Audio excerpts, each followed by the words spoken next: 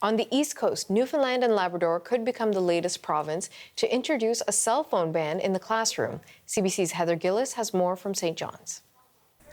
Well, the province is considering restricting cell phone use in schools. There is already a ban on cell phone use for younger kids in school, for those in elementary school from kindergarten to grade 6.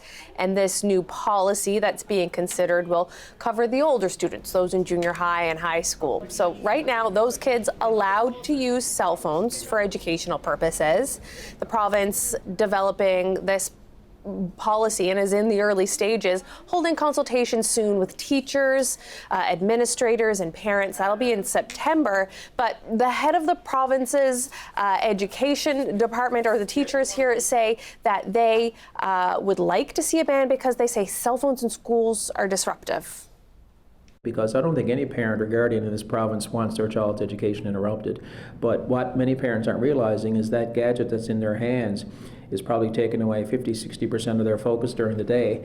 And we're not even talking about the safety concerns that come with cell phones of cyberbullying and drug deals that are going on in terms of text messaging and so on. So a removal of those devices from the learning environment as much as possible is certainly where it needs to be. Now, a ban on cell phones in schools in this province for those older students would follow a number of other provinces. In Nova Scotia and Saskatchewan, they aren't allowed during class time. In Ontario and Manitoba, they've got bans too, but there are different rules for different grades. And there are also restrictions in BC, New Brunswick, and Alberta. And Heather, you've been hearing from some experts on this matter. So what kind of impact do cell phones have in the classrooms and in the schools as a whole? Well, as you just heard from teachers, they're a distraction. Doctors say that they are a distraction as well. Dr. Tracy Roach is a family doctor here in St. John's, and she says she's seeing increased rates of depression and anxiety in youth, and that pediatricians say it's correlated with the use of cell phones. And she says kids are getting less physical activity because of cell phones, and then also less social interaction. She says cell phones cause big disruption in the classroom and that they're often used for bullying as well. I've seen a lot of negative aspects of social media that I don't think parents understand is happening in schools.